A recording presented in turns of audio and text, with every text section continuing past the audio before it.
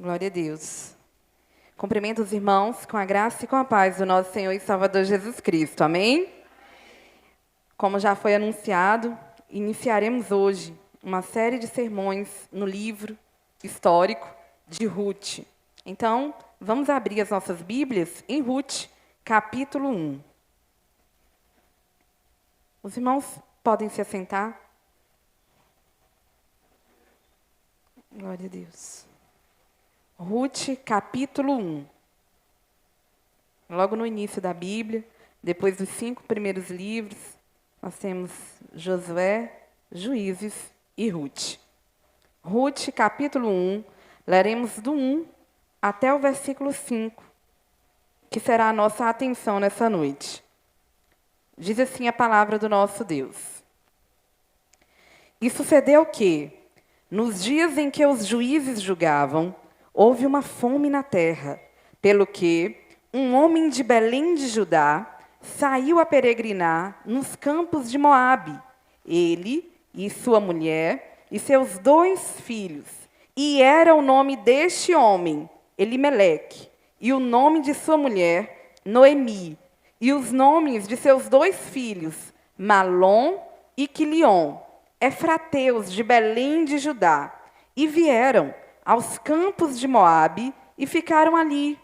E morreu Elimeleque, marido de Noemi, e ficou ela com seus 2 filhos, os quais tomaram para si mulheres moabitas, e era o nome de uma Orfa, e o nome da outra Ruth, e ficaram ali quase 10 anos. E morreram também ambos, Malom e Quilion, ficando assim esta mulher desamparada dos seus 2 filhos e de seu marido. Irmãos, é com muita alegria que eu e o diácono Messias vamos compartilhar com a igreja do Senhor o livro de Ruth. O nosso pastor Arlan, ele já tinha esse intento e nós amorosamente cedemos a ele, obedecemos a ele. E qual foi a nossa alegria e a nossa perplexidade ao lermos esse livro, ao estudarmos esse livro e vermos a riqueza desse livro histórico de Ruth. Ruth e Esther são os 2 únicos livros da Bíblia cujo nome é o nome de uma mulher. Então, na Bíblia, nós temos esses 2 livros, Ruth e Esther, nomes de mulher, e que são títulos de livros bíblicos, do livro de Deus. Logo isso, irmãos, já lança por terra essas ideias naturalmente advindas do feminismo de que a Bíblia ela é machista. Porque nós vemos como esse livro de Ruth, também o livro de Esther, livros cujo nome é nome de mulher, aqui no livro do nosso Deus. E existem algumas semelhanças nesses 2 livros. Até um irmão me cumprimentou no início, dizendo, eu estou ansioso, eu quero ouvir sobre Esther. A gente costuma confundir esses 2 nomes, porque até mesmo a história delas tem alguma relação. Ambas as mulheres, irmãos, elas se sacrificaram e foram instrumentos de Deus para fazer o propósito dele no meio do seu povo. Então, elas trazem isso em comum. Esse livro, cujo nome é Ruth, Ruth significa companheira, significa amizade, compaixão. E é isso que nós vemos e nós veremos nessa personagem quando nós estudarmos sobre ela. Nós vamos ver que Ruth, de fato, era uma companheira e tanto, irmãos. Uma mulher que se desgastou, que se sacrificou para cuidar da sua sogra. Não foi da sua mãe, foi da sua sogra. E isso vai na contramão do que a gente vê hoje em dia. Quantas noras não têm respeito pelas suas sogras? Mas Ruth, não é por acaso que ela dá nome ao livro. Ela foi uma mulher que ela decidiu sair sem destino, praticamente sem saber para onde ia, por causa do Deus de Israel, e para ajudar e a servir e a sustentar a sua sogra. Amizade, companheirismo. É isso que nós vemos na ideia por trás do nome de Ruth.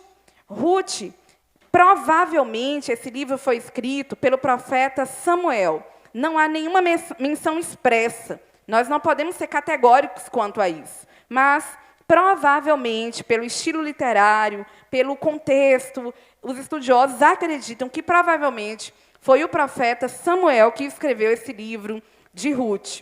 Quando ele escreveu, também não sabemos ao certo exatamente quando esse livro tão precioso foi escrito, mas, muito provavelmente, logo depois do reinado de Davi, ou no meado do reinado de Davi, porque no final, no capítulo 4, ele vai mencionar sobre o rei Davi, compreendendo, então, que se trata de um escritor que viveu na época, ou depois da época, do rei Davi.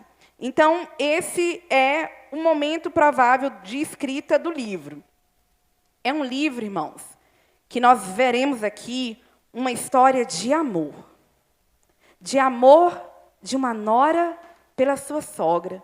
De amor da sogra pelas suas noras. De amor de Boaz, um judeu, por uma estrangeira, por uma peregrina. Mas, principalmente, sobretudo, é uma história de amor de Deus para com a humanidade. E, embora muitos não saibam, desde o Velho Testamento, e esse livro histórico é prova disso, desde o Velho Testamento, Deus já dá provas de que o desejo dele é de que todos os homens venham ao conhecimento da verdade.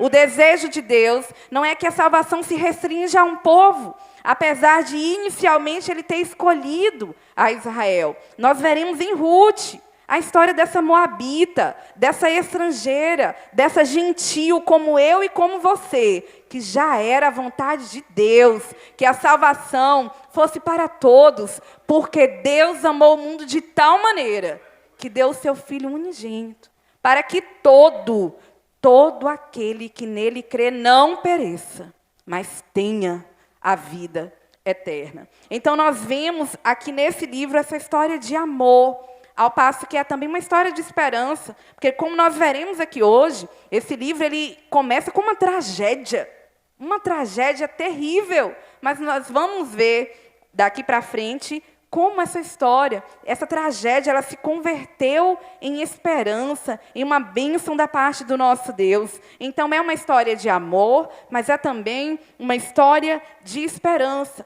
É ainda uma história acerca da soberania de Deus. Nós vamos ver como as pessoas erram, nós vamos ver o pecado das pessoas, nós vamos ver tragédias, mas nada disso impediu o propósito do nosso Deus. Então, é uma história de amor, é uma história de esperança, e é uma história da soberania do nosso Deus. É um livro que mostra a soberania do nosso Deus.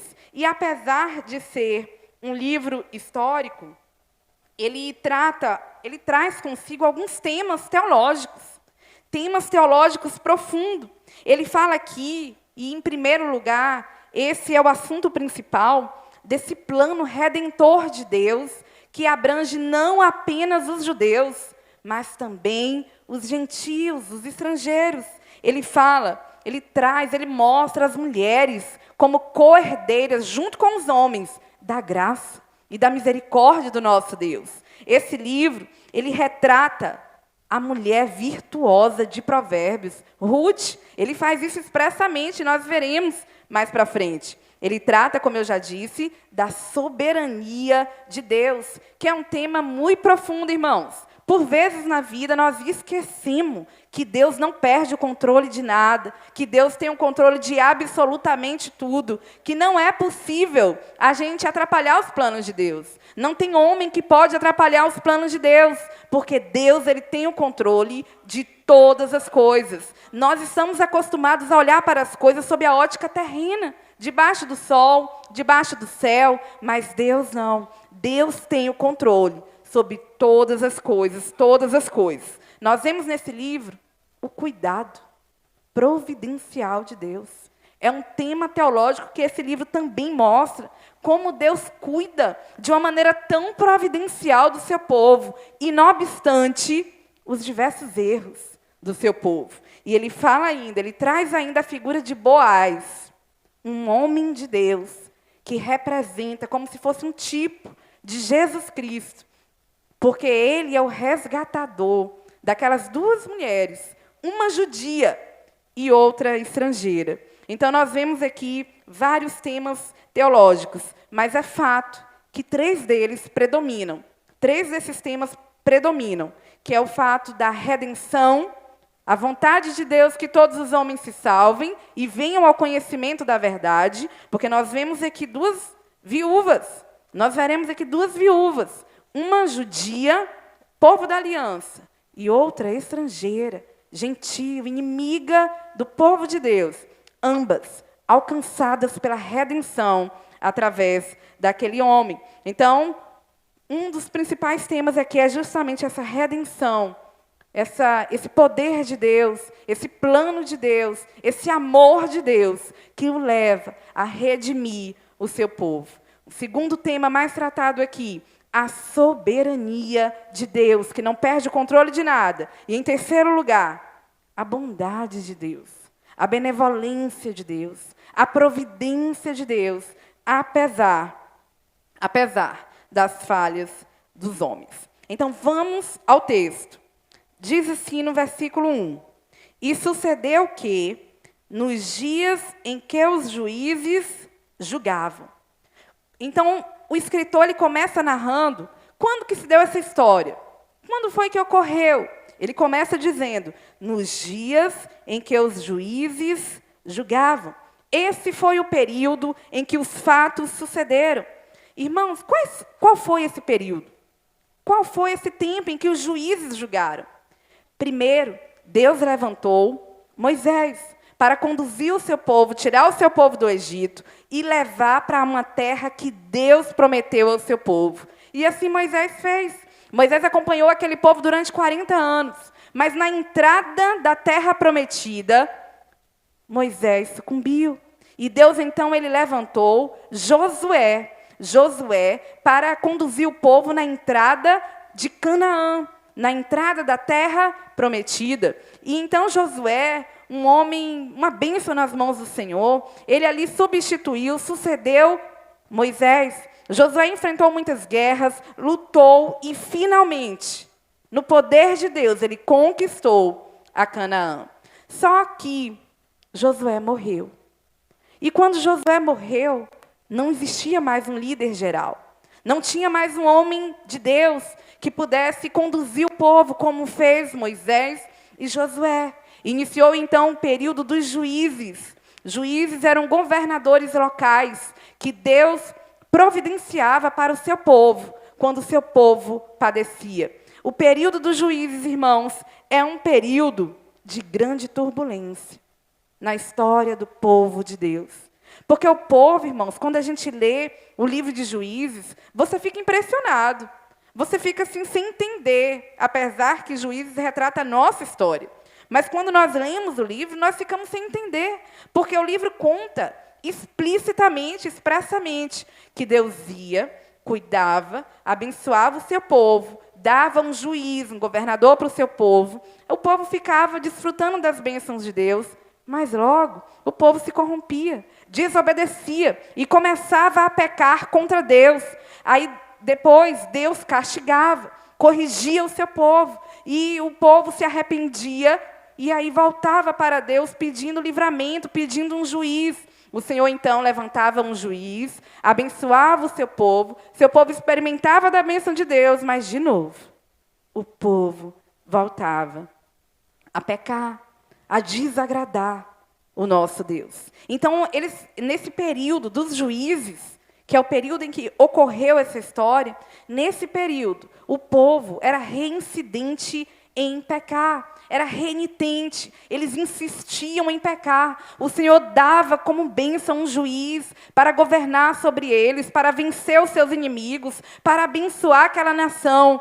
Mas o povo voltava a pecar. E o Senhor agia de misericórdia, e o povo pecava novamente. Então, esse era o período dos juízes, um período de grande turbulência, um período de apostasia recorrente. O povo com recorrência, ele ficava de uma maneira instável. Ora, orava a Deus arrependido. Mas em algum tempo seguinte, eles novamente voltavam às velhas práticas. Pecava, era perseguido, castigado, se arrependia, Deus abençoava, voltava a pecar novamente. E um resumo de como era a condição moral e espiritual de Israel naquele tempo, nos dias dos juízes. Eu gostaria que os irmãos lessem conosco Juízes 21, versículo 25. É um versículo que retrata como era a condição moral.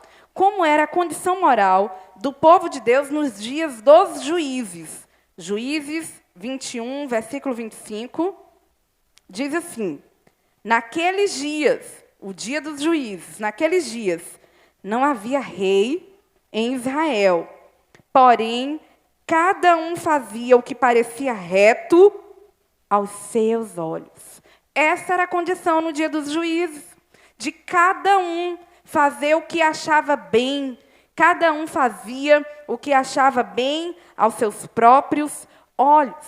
E em meio a essa tragédia moral e espiritual, em meio a essa apostasia, uma das formas de Deus castigar o seu povo era através da fome. Uma das maneiras de Deus disciplinar o seu povo. Porque a vontade do Pai é que o seu filho seja corrigido, é de que o seu filho ande no caminho correto. Então, Deus, ele permitiu alguns problemas àquela nação. Dentre eles, a fome. A fome. Então, provavelmente, em alguns daqueles períodos, nós vemos que tinha fome. E foi isso que essa família, dessa história que nós temos lido aqui em Ruth, essa família enfrentou. O problema da fome. Vamos ler o versículo 1. E sucedeu que, nos dias em que os juízes julgavam, houve uma fome na terra.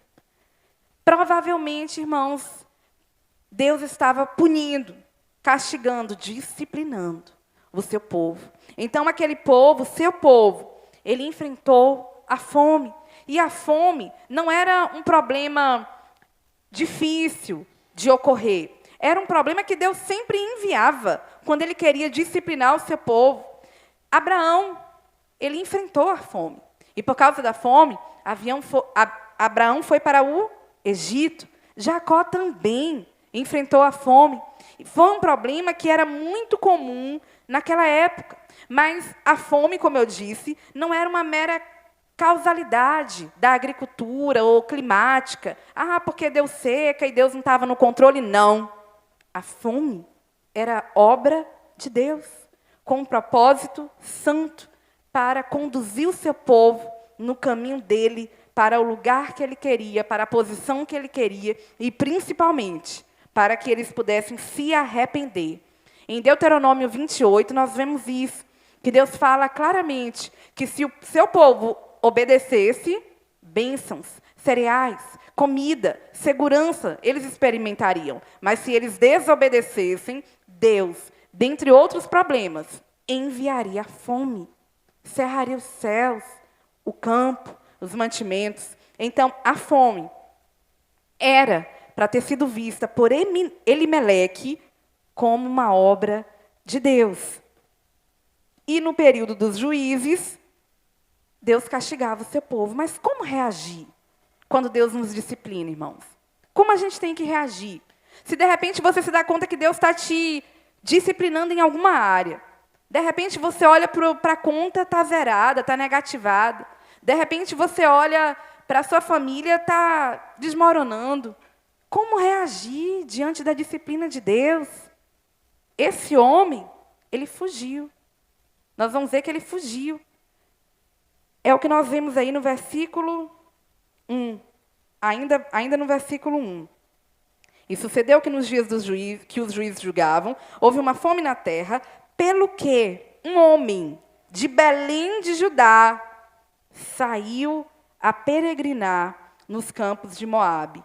Ele, a sua mulher e os seus 2 filhos.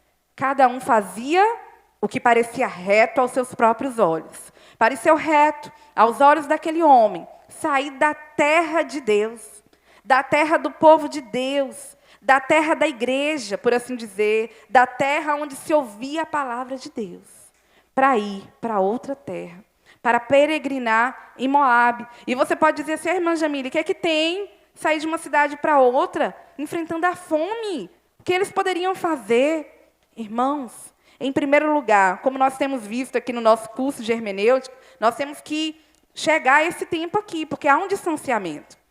O que ele está descrevendo aqui, o que o escritor está descrevendo, não é uma simples mudança de cidade como nós faríamos hoje.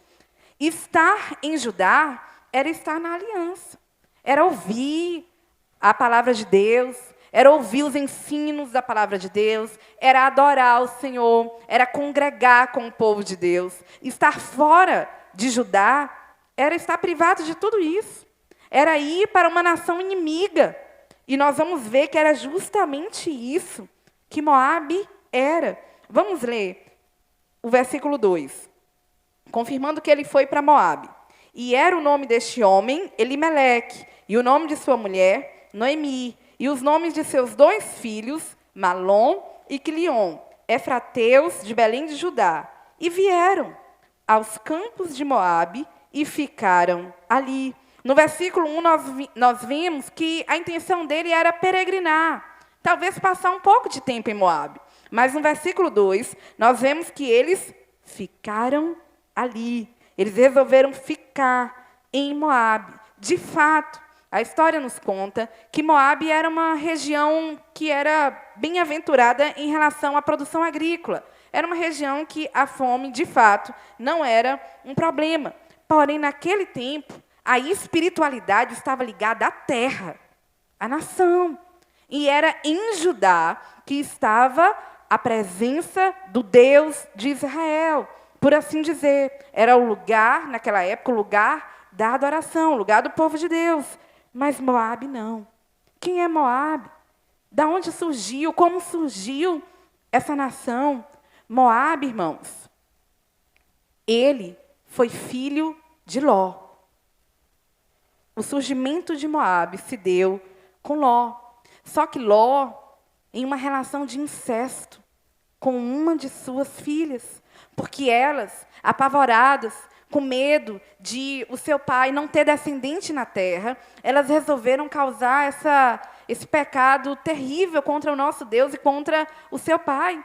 E elas o embriagaram, se deitaram com ele, e com isso, dessa relação, um dos filhos foi Moabe. Foi para essa terra que aquela família de Deus resolveu habitar. Eu gostaria de ler com os irmãos Gênesis 19, versículos 36 e 37. Gênesis 19, versículo 36 e 37 diz assim: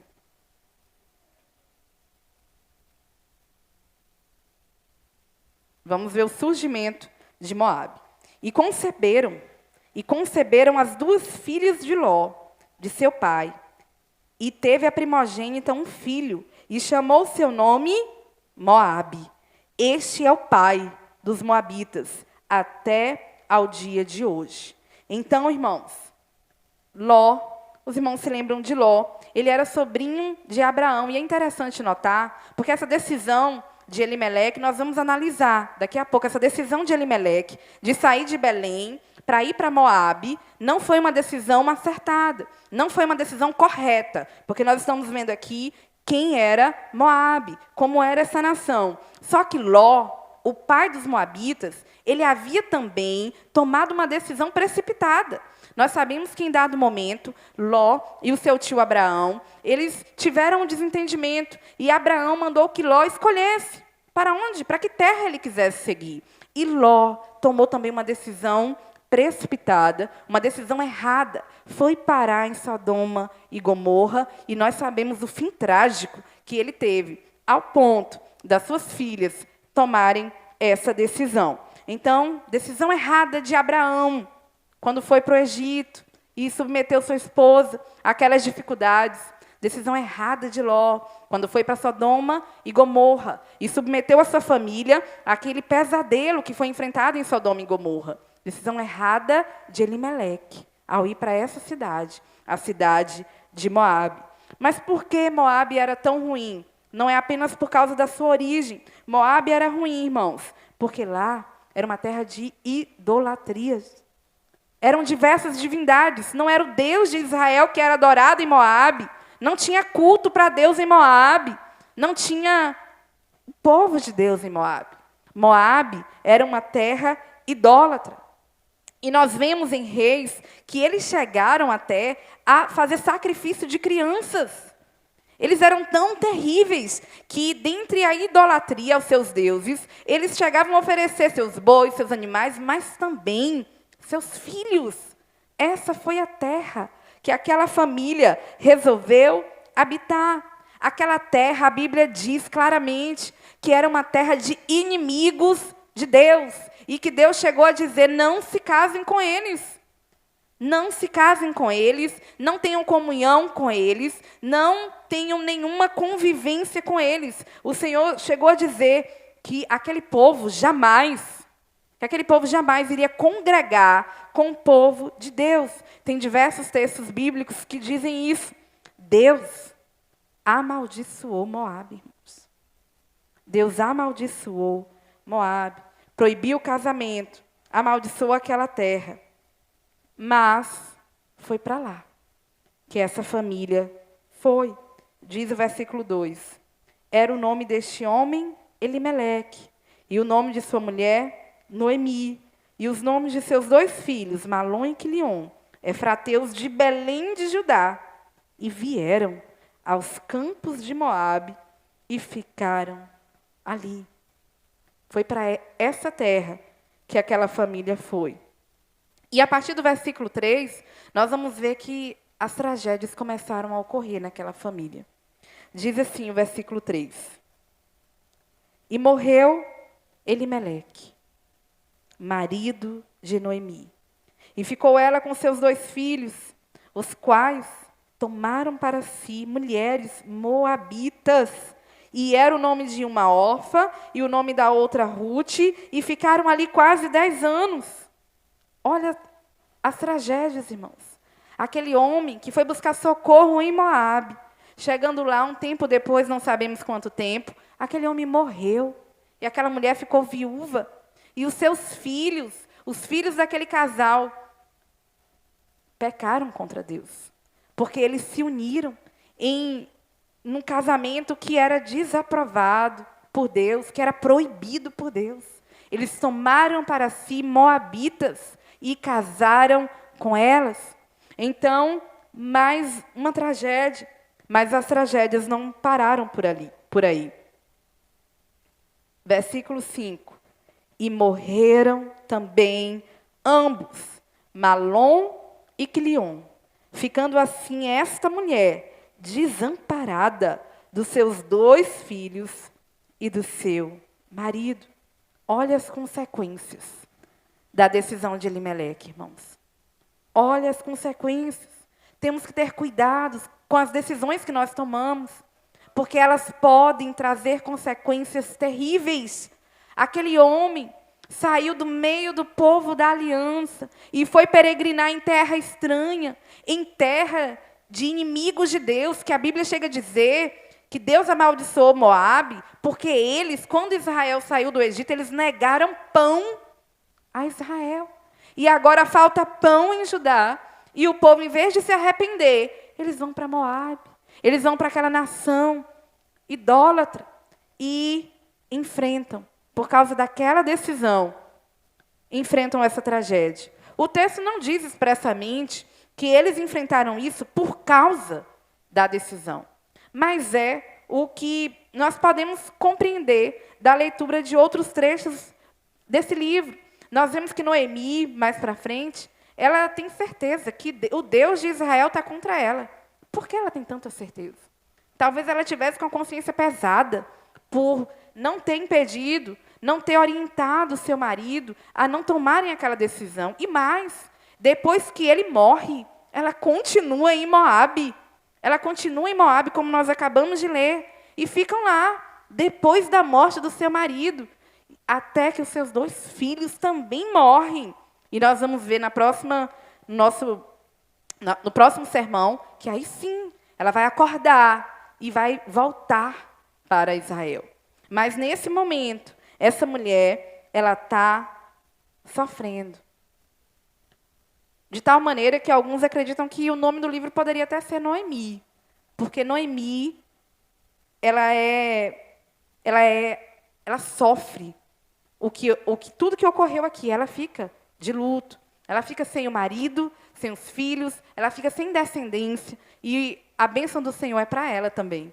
Então, essa mulher e suas noras enfrentou o luto, e os seus filhos, eles estavam sob jugo desigual, que não era aprovado por Deus e continua não sendo aprovado por Deus.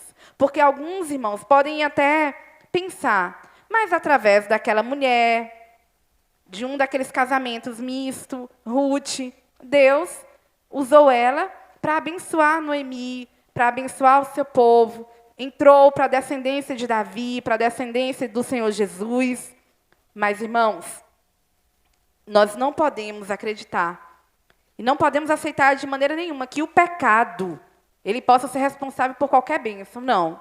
Apesar do pecado, apesar do jugo desigual, lembra que um dos temas aqui é a soberania de Deus e a misericórdia de Deus. Apesar do erro daquela família, apesar disso, Deus usa Ruth, Deus usa aquela moabita para trazer Davi, para trazer o próprio Senhor Jesus, humanamente falando. Então, não é... Deus tem pessoas que pensam assim, olha, irmã Jamile, a Bíblia diz que é errado o jugo desigual, mas eu vou me unir, porque fulano se uniu e hoje o marido dela é uma bênção, os filhos também através dela, a família dele toda foi evangelizada e veio ao conhecimento da verdade, creram no Senhor. Não. Nós não podemos, irmãos. Nós não podemos querer pecar e depois dizer que por causa do nosso pecado o Senhor salvou. Porque Deus pode salvar qualquer um, não precisa de casamento missionário nenhum para Deus salvar. Deus não precisa que você faça missões no seu relacionamento. Deus não precisa, e Deus não quer, e Deus proíbe qualquer comunhão entre a luz e as trevas. A Bíblia é categórica em dizer que não há nenhuma comunhão entre a luz e as trevas. Portanto, não é porque Deus vai usar Ruth, essa estrangeira, para abençoar Noemi e o nome de Elimeleque, que Deus aprovou e que Deus levou eles a fazer isso. Não. Isso aqui foi uma decisão do homem. Uma decisão errada, uma decisão trágica, pela qual eles pagaram caro. Mas Deus, pela sua misericórdia, e por causa da sua soberania, porque nada que a gente possa fazer, nenhum erro nosso, pode atrapalhar os planos do nosso Deus. Então, não vos ponhais em um jugo desigual com os infiéis, como fez os filhos de Elimeleque, Malom e Quilion. Aquela família agora, irmãos, está de luto. Está sem o pai e sem os filhos. Está sem nenhum homem naquela sociedade que era tão patriarcal. Não existia tragédia maior, irmãos. Não existia problema maior. Se você perguntasse a qualquer um judeu naquela época qual era a maior tragédia, não existia tragédia maior do que essa que Noemi está enfrentando.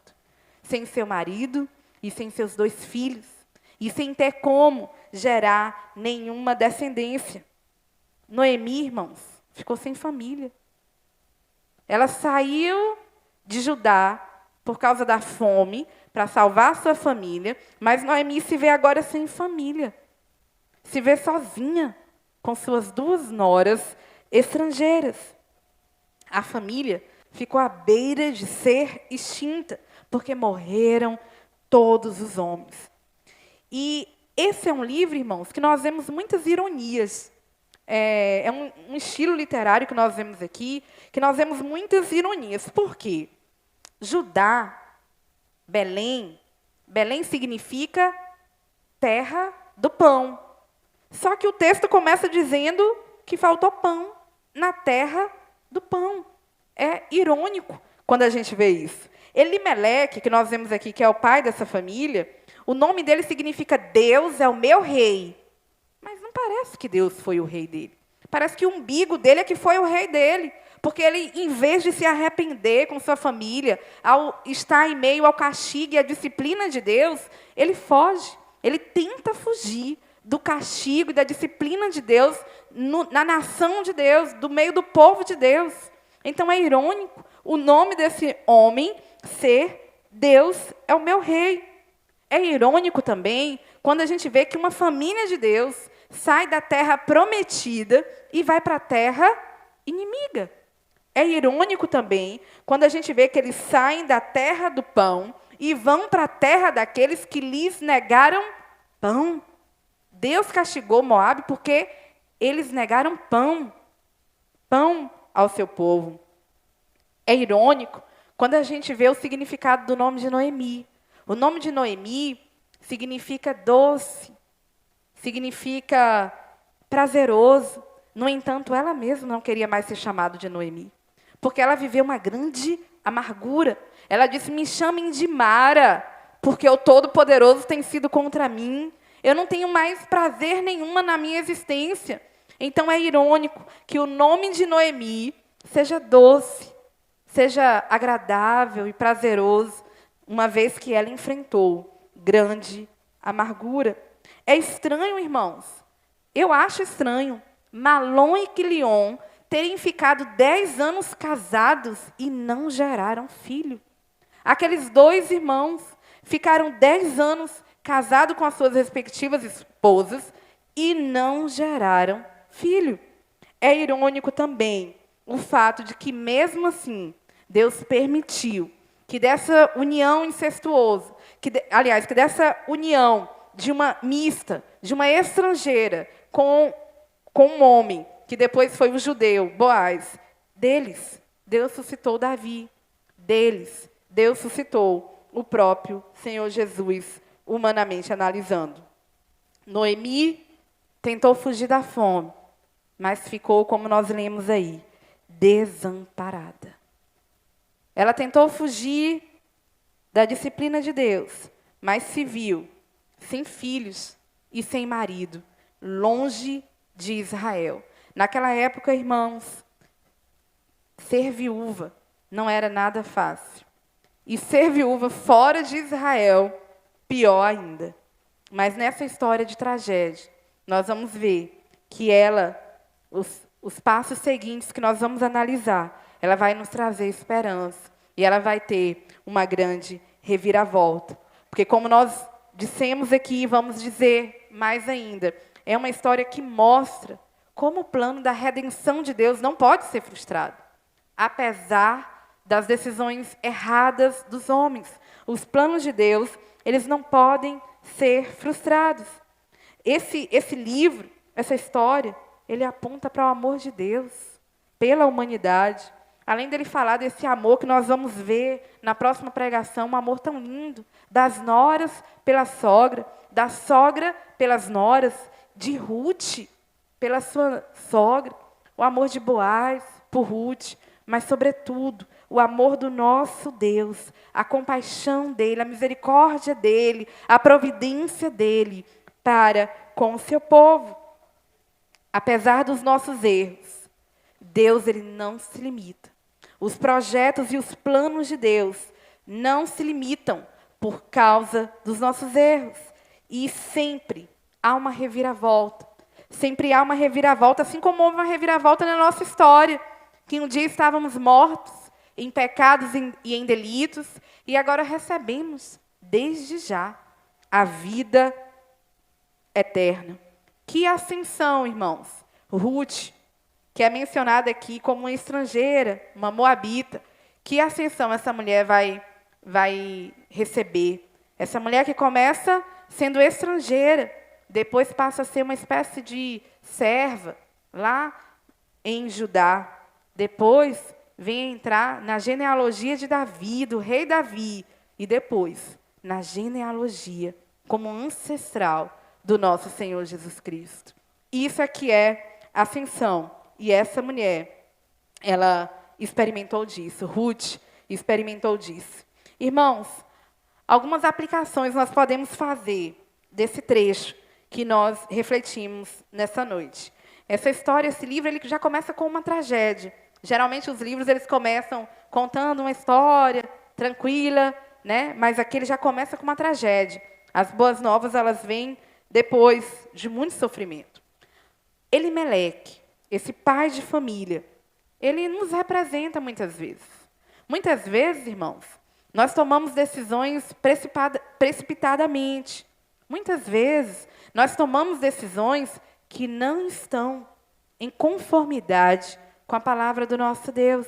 E esse homem, em vez da gente pegar pedras, né, para apedrejá-lo, vamos nos lembrar que muitas vezes a gente também já desagradou ao nosso Deus. Ele, numa decisão que pareceu de obediência para salvar a sua família, para fugir da fome, na verdade, ele tentou ser precavido, ele tentou ser previdente, porém sem discernimento. Ele não conseguiu, talvez, discernir. E nós precisamos discernir.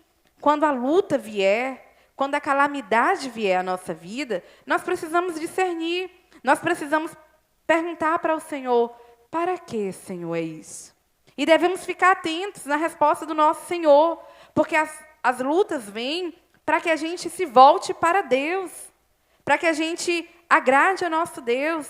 Nós precisamos, então, entender a lição logo. Quando a luta vier, ter a convicção que não é porque foi um acidente no percurso de Deus, não é porque Deus ele perdeu as rédeas da história, da nossa história, não. Porque Deus não perde o controle da nossa vida. Deus ele está lá, no seu trono, controlando tudo. Deus, ele é totalmente soberano. Totalmente soberano. E por que a gente se desespera diante de notícias ruins?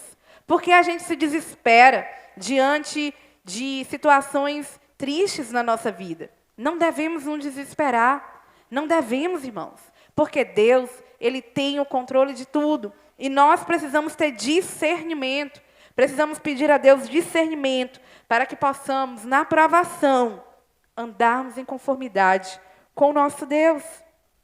Nós aprendemos aqui com essa história que na provação nós não devemos nos desviar do caminho da verdade.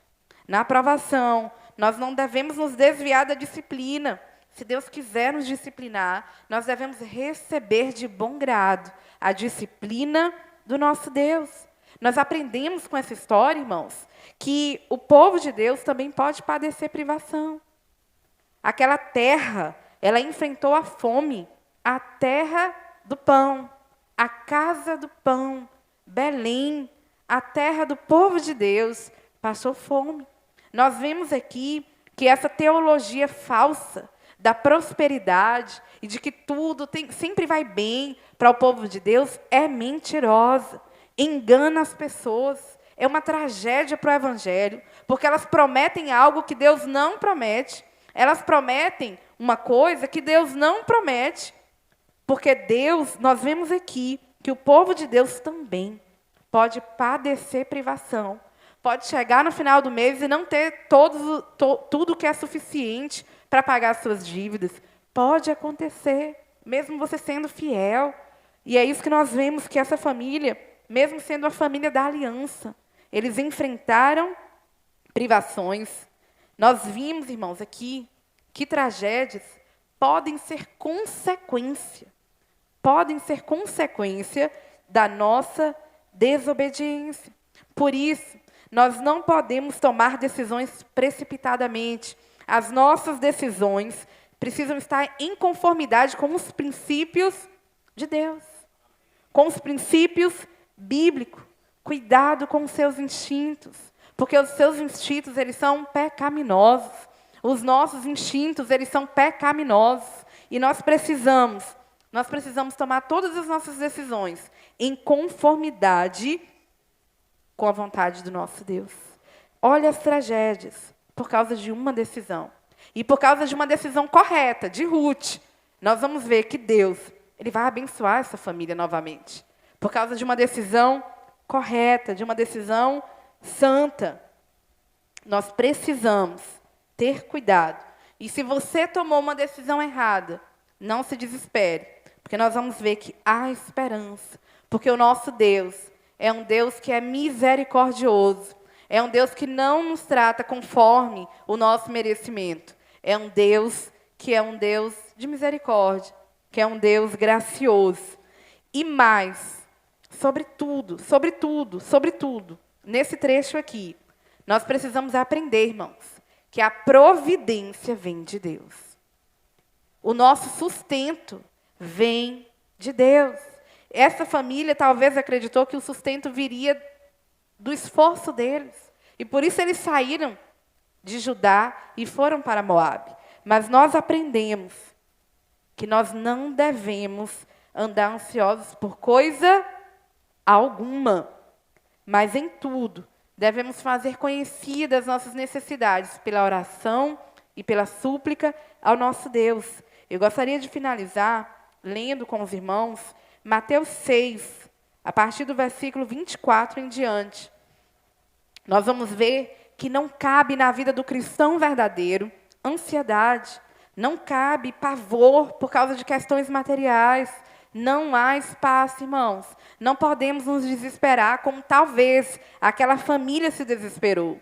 Nós precisamos ter certeza, ter convicção de que o nosso Deus é um Deus provedor, é um Deus de providência. Ele não deixa, irmãos, o seu justo desamparado. Nós vimos aqui que Noemi, ela termina esse sermão de hoje desamparado, mas nós sabemos que, como o salmista diz, ainda que o meu pai e minha mãe me desamparem, o meu Deus, Ele me acolherá. Não se preocupe se a situação está difícil. Não se preocupe se as dificuldades vieram.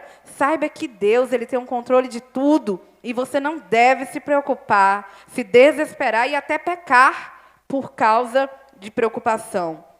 Mateus 6, do 24 em diante, diz assim: palavras do nosso Senhor Jesus.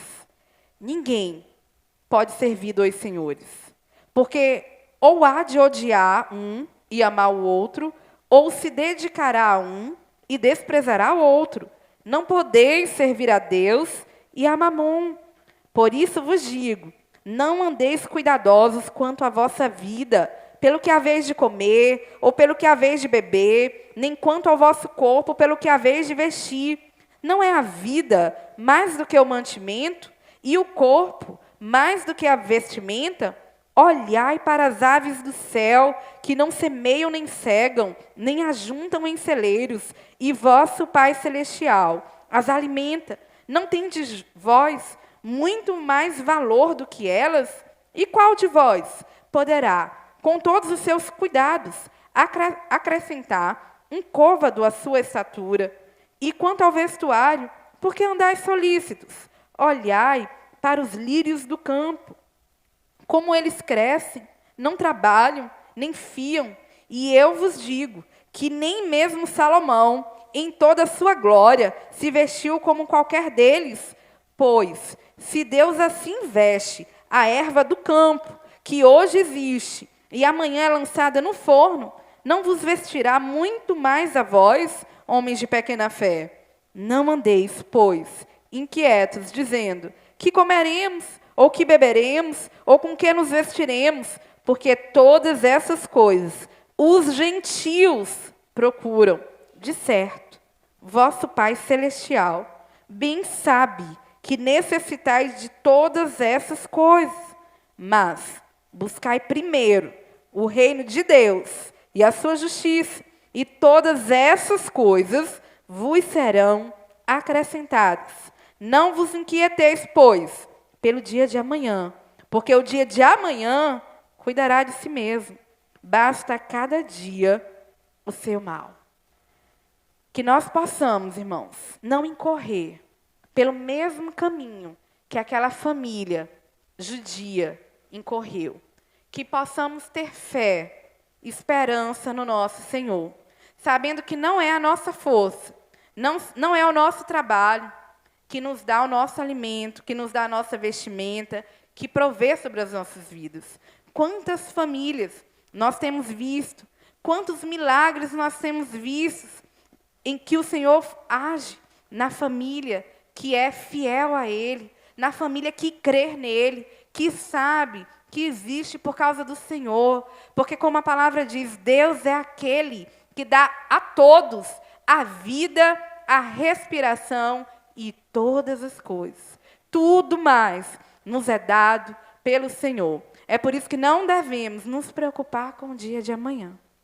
É por isso que não devemos sermos ansiosos. Devemos sossegar no Senhor, receber quando Ele nos disciplinar, não nos desviarmos do caminho, ficarmos descansando nele, na soberania e na bondade que Deus ele sempre manifesta nas nossas vidas. E é isso que Ele vai manifestar e nós vamos estudar juntos na vida dessa família, na vida de Noemi. Nós vamos ver como essa mulher ela vai ser abençoada, como essa mulher ela vai receber a misericórdia de Deus, apesar do que ela fez contra Deus. E que nós possamos também, todos nós, irmãos, ficarmos firmes, sabendo que a alegria é verdadeira, sabendo que tudo que nós precisamos nós já temos, e nós devemos ser as pessoas mais felizes da terra. Vamos parar de ansiedade, de angústia, de nos angustiar, de nos inquietar com o dia de amanhã, porque A tem isso, porque B tem aquilo. Não, nós temos o nosso Senhor, e isso nos basta, e Ele nos dá tudo que nós precisamos. Que o Senhor Jesus, pois, possa nos abençoar e aplicar sua poderosa palavra aos nossos corações. Amém.